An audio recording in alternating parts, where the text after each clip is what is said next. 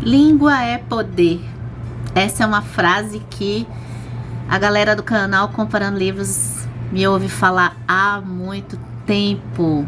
Linguagem é um assunto fascinante. Há um tempo atrás, eu tive a oportunidade de fazer um curso com a Vivian Stella, que fez seus estudos lá na Unicamp. E o curso que eu fiz foi de linguagem e pensamento crítico. Nesse curso, interessante que eu pude perceber algo que, imagina, eu queria já ter conhecido isso antes na época da escola, né? Que eu pude descobrir a sociolinguística. A linguística, a linguagem, da forma que ela é estudada, ela tá mais longe da gramática do que eu imaginava. Eu sempre pensei na língua como uma forma de comunicação, de transmitir informação. A gente faz um signo em que todos nós nos entendemos. A gente que tá vivendo o século XXI, depois dos anos aí, depois de 2015, né? A gente sabe o quão que não é isso. Mas assim, pressupostamente, a gente deveria assim, entender, claro, né? A palavra é emitida para transmitir uma informação. Mas a língua tá muito mais assim, com tantas camadas do que transmitir somente uma informação. A gente sabe que a forma que a gente expressa, e se você só está ouvindo a minha voz, talvez a minha voz que soa até um pouco mais infantil, você pode estar imaginando uma coisa, ou se você está vendo aqui a minha característica, talvez, dependendo da minha imagem, você está imaginando outras coisas para além da palavra que eu estou dizendo, né? A partir do curso da Vivi Stella, eu cheguei em 2 livros, eu quero deixar aqui com vocês como referência, né? Um eu já comentei aqui no canal no Vida de Leituras, Racismo Linguístico e Preconceito Linguístico, tá? A linguagem e as línguas, né? Quando eu digo que língua é poder, é porque a língua, ela define não só uma comunicação, uma transmissão de informação. A língua, a forma que eu estou falando, o meu sotaque, talvez nordestino, ele coloque algumas impressões nas pessoas. E o que já é trabalhado em estudos, né? Principalmente essa referência aqui do livro que eu ainda quero ler, que é o Preconceito Linguístico do Marcos Bagno. Mas aqui no Racismo Linguístico a gente também tem muito sobre, poxa, por que algumas palavras que são ditas de uma forma diferente pelas pessoas negras, por exemplo, por que escolhemos dizer que a coisa é ruim com o adjetivo negro, né? Então, quando a gente falava lista negra, hoje o dia foi negro no sentido negativo antes. Por que isso, se as relações sociais, como que isso interfere na nossa linguagem? E olha, desculpa, eu quero falar que tudo isso, eu já preciso introduzir o assunto, porque a gente vai conversar de Babel. Isso tudo eu tô chegando para explicar por que eu fui na direção desse livro aqui da escritora R.F. Kuang, uma escritora de origem chinesa, vai fazer estudos chineses de história da China, mas ela é filósofa. E o fato dela ser filósofa eu acho que muda muito, e falei isso num vídeo sobre o primeiro livro que eu li dela, que é A Guerra da Papoula. Eu tô aqui no universo da fantasia. E A Guerra da Papoula, a gente tem a oportunidade de, para quem gosta do livros de fantasia, construir um mundo pensando a política, pegando referências da história da China. E o que eu mais gostei nesse livro aqui, mas vou deixar o vídeo para você ver mais eu falando sobre ele, é como a Kuang, ela tem a capacidade de fazer a relação. Todo livro de fantasia vai apresentar um pouco política, religião, alguns deles, outros não, sistema de magia. Acho que é mais ou menos bem passando pela tangente isso. A Kuang, eu acho que ela consegue fazer uma coisa holística nesses elementos. Eu nunca parei para pensar, por exemplo, nas artes marciais relacionadas, tão atravessadas pela religião e pela estrutura de modo de pensar mais racionalizado, né? Sobre, por exemplo, a ciência e a interferência disso nas artes marciais. Então, isso é o que eu mais gostei da autora. O segundo livro, A Guerra da Papoula, é uma trilogia. O segundo livro, A República do Dragão, eu ainda quero ler. Tem o terceiro, os livros são um pouquinho caros. Agora, Babel. Me permita, eu vou escolher falar Babel no português mesmo.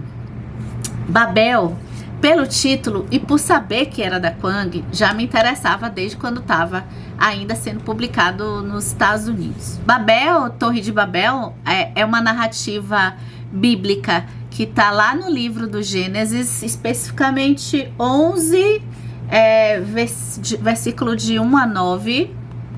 Pode pegar sua Bíblia para ler. Livro do Gênesis, tudo que relaciona a ele, eu acho que você desdobra em tantas coisas interessantes. Eu acho que todo mundo conhece, mesmo que nunca tenha lido a Bíblia. Você tem uma torre que é construída para querer alcançar os céus. É um projeto grandioso. O ser humano tentando usar o seu poder, digamos assim, na sua construção. E Deus do Velho Testamento, Deus do Gênesis é uma figura. Ele, especialmente, né, do Velho Testamento, não tá dando certo, você tá querendo chegar aqui, por aqui, não, eu sou único, sou eu sou Deus. Então, não, ninguém mais vai se comunicar e essa torre não é para ser construída. Uma vez que cada um tá falando diferentes idiomas, e eu vou pedir, por favor, por amor a Deus, se você é cristão, a Sócrates, se você gosta de filosofia, por amor a quem você mais ama, eu vou pedir, quando a gente, aqui no canal Comparando Livros, eu tô sempre lembrando um pouco pra gente, tá? Quando eu falo os diferentes idiomas, e que pode ser ao pé da letra, diversas pessoas falando idiomas diferentes, o que fica mais difícil a gente se comunicar. Mas vamos pensar que a gente pode estar falando o mesmo idioma e também a gente não está conseguindo se comunicar. Já chegou a passar pelo Twitter nos últimos 10 anos? Então, é mais ou menos isso. Eu acho muito interessante essa coisa da comunicação, impedir pessoas de construir algo juntos, né? Pode ser até que tudo isso que eu falei até aqui não seja o tema de Babel. Essas foram as expectativas. Eu vou falar um pouquinho do livro, da parte que eu li até agora. Eu ainda tô no comecinho, tá? E talvez seja interessante instigar vocês para lerem Babel. O que eu tô achando, tentando dosar as minhas expectativas, é que a Kwang, ela vai fazer, assim como na Guerra da Papoula, ela vai fazer um excelente trabalho. Os temas já são instigantes por si sós. E tem mais uma coisa que a gente vai fazer no vídeo de hoje aqui no canal Comparando Livros, que é o seguinte: pelo que eu percebi, é muito comum vocês encontrarem aqui na internet a famosa lista da Rory Gilmore, né? Da série Gilmore Girls, e quantos livros estão relacionados. Ela leu e aparecem na série. E é muito legal também a gente pegar no audiovisual ou em um livro, livros que mencionam outros livros. E quando eu fui ler somente 2 capítulos do Babel, eu já vi que aqui parece que é uma enxurrada de referências de literatura. E livros é o que a gente gosta. Então eu vou deixar aqui, eu já somei aqui 11 referências, fora essas que eu falei aqui com vocês, tá? Então só nas referências, e eu tô catalogando essas referências aqui nas minhas anotações de Babel. Então do que eu cataloguei aqui, eu já deixo as referências, vamos conversando sobre a história e essas referências aqui com vocês.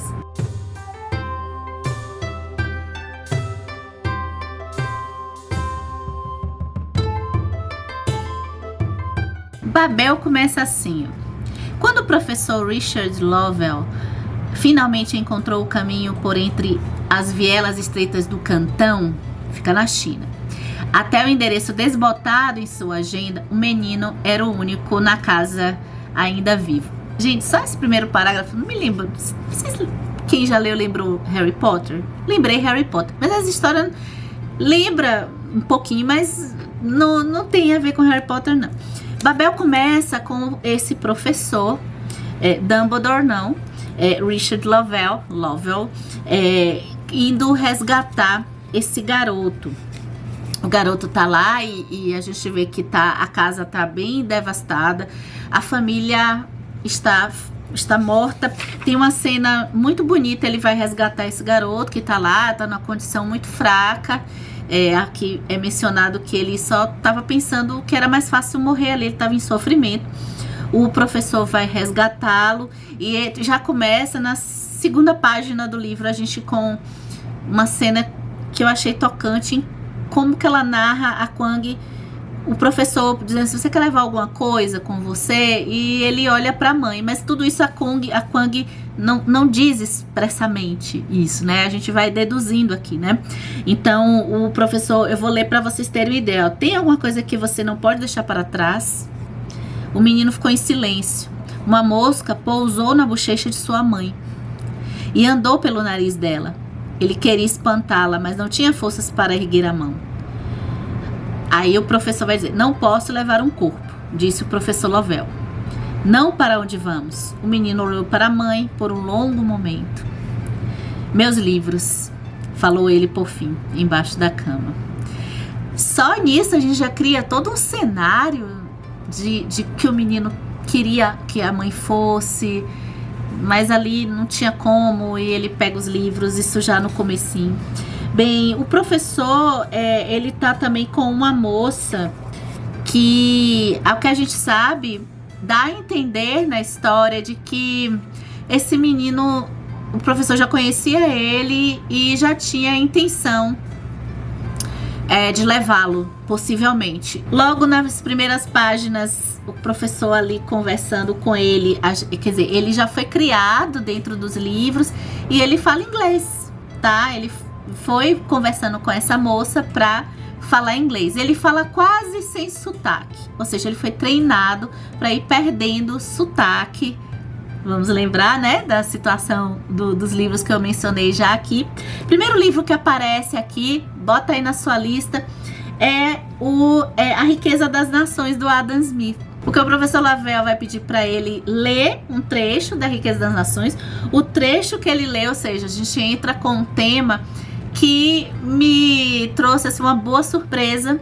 Não sabia que é o tema da colonização. Aliás, esse arcabouço da parte da linguagem, na parte que eu li ainda não apareceu tanto assim, né? Vamos dosar as expectativas, mas o tema da colonização vai permear, pelo menos está permeando a história até o capítulo 3, que é onde eu tô. Vai acontecer uma cena enquanto eles estão se deslocando para Inglaterra, que de barco. Então esse livro se passa no século XIX, pelo que eu tô vendo aqui.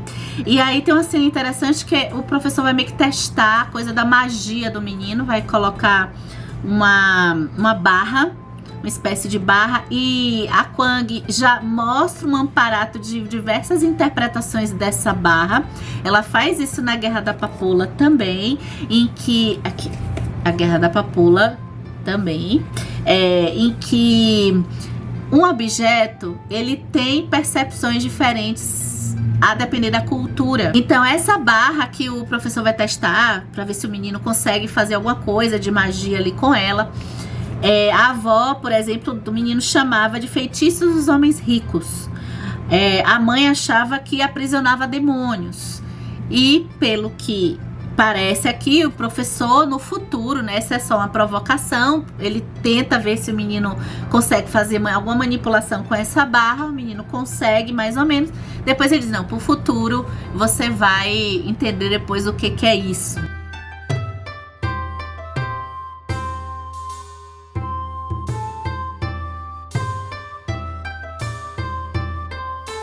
O que eu mais gosto na Kwang é que a gente vai ver esse menino chegando em Londres, o espanto dele com uma outra cultura, o clima da cidade. A Kwang, ela dá eu acho interessante que ela faz um passeio nessa parte cultural, nessa parte que eu chamo aqui de world building. Eu chamo não, várias pessoas chamam de world building, que é a construção de mundo, a construção de universo. Mesmo a gente tendo num cenário Inglaterra, e aqui a gente está na fantasia. Eu não tô muito assim que tem que estar certinho como era a Inglaterra do século XIX, não chego nesse ponto não. Mas ao mesmo tempo ela faz uma coisa verossímil de colocar história de verdade dentro do universo da fantasia. Então, alimentos, o que é um paladar que tá chegando de um país para outro país, para quem já viajou entre países de culinárias diferentes, ou até aqui no Brasil a gente tem diferentes assim, se a gente for do Nordeste pro Sul, pro Norte, né? o que que é desde desse estranhamento do paladar das coisas até a própria cultura e comportamento propriamente dito. Durante a viagem de navio ali vai ser mencionado que o nosso garoto, já vou dizer o nome, que ele vai escolher um nome para ele. A escolha do nome, gente, é muito nesse assunto da linguagem da sociolinguística. Então, não, esqueça seu nome chinês.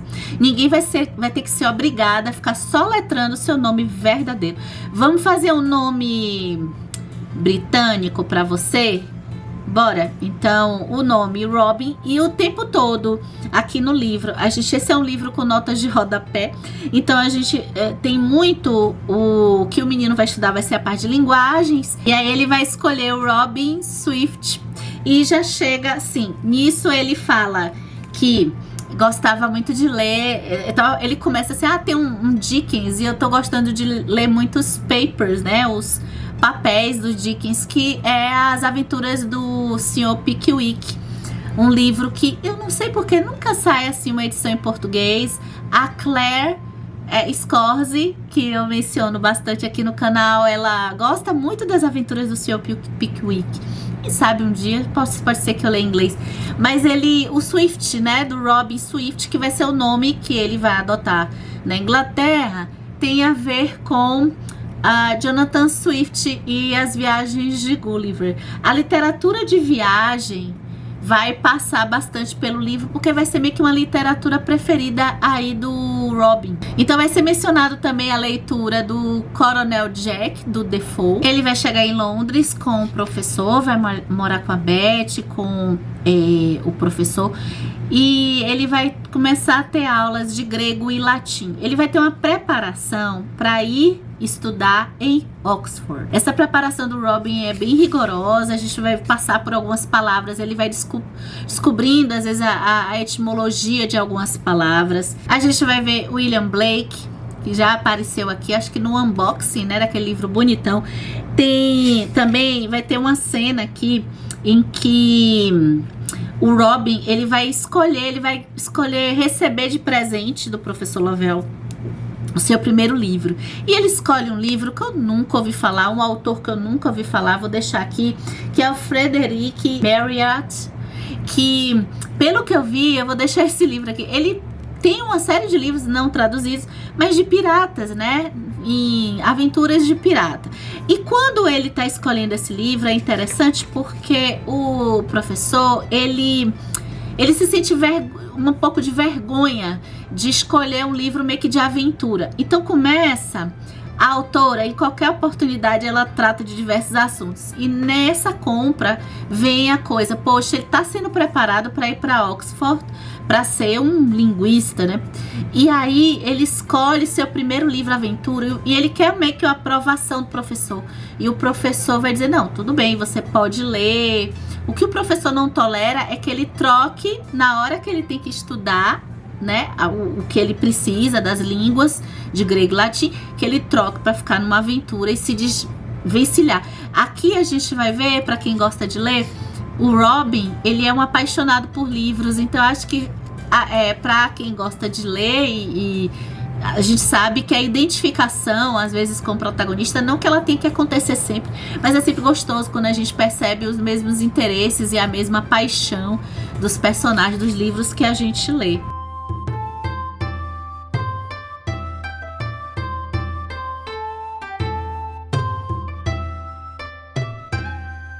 Bem, como que eu falei que a gente vai aprender várias coisas da parte de linguagens, um exemplo aqui, né, algumas explicações do professor até ele ir para Oxford. No capítulo 1 ele ainda tá assim com o professor, e a gente, acho que curiosidades, se você é uma pessoa curiosa, acho que você vai gostar, porque um dos exemplos é que uma fala aqui, o exemplo da Bíblia, né, em que o texto original original em hebraico não especifica que o tipo de fruto proibido a serpente convence Eva a comer, mas em latim malum significa ruim.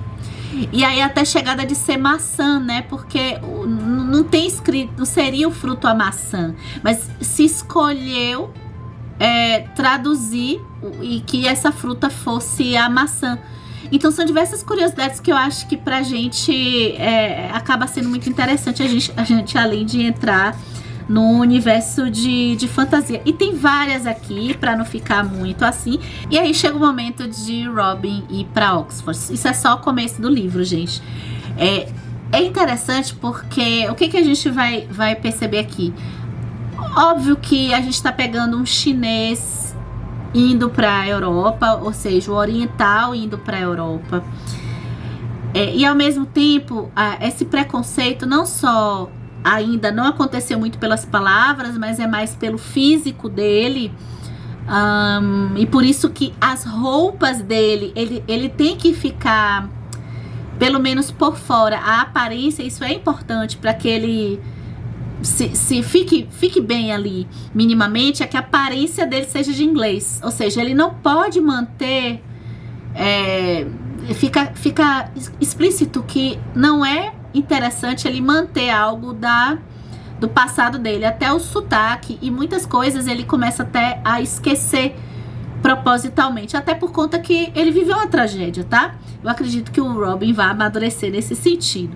E quando ele chega em Oxford, ele vai fazer uma amizade com um indiano. Até ele chegar lá, a gente já vai ver algumas passagens assim de preconceito com o próprio Robin, mas depois que ele conhece esse indiano, pronto. Eles vão ser amigos. A gente lembra um pouco de Harry e Ron, né? O indiano se chama Rami. E aqui, gente, a autora tá começando a despejar Said na gente. Isso tudo sem ser, assim, não é um livro que tá explicando em teoria o orientalismo. O que é o orientalismo desse livro que a gente já conversou aqui no canal um pouquinho, nos vídeos de leituras, ele aparece em algumas listas, só não consegui fazer um vídeo só pra ele, né? Porque ele também tem uma complexidade que eu fico um pouco temerosa de ficar explicando.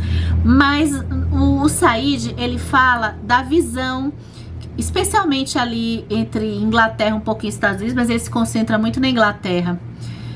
A visão que se tem do Oriente e o imaginário inglês quando os ingleses começaram a ter contatos com essas culturas diferentes da dele. O orientalismo é um fenômeno assim que ele não tá tanto no preconceito, ele tá numa forma de perceber simplificada de outra cultura. Como a gente tem o amigo do Robin, o Rami,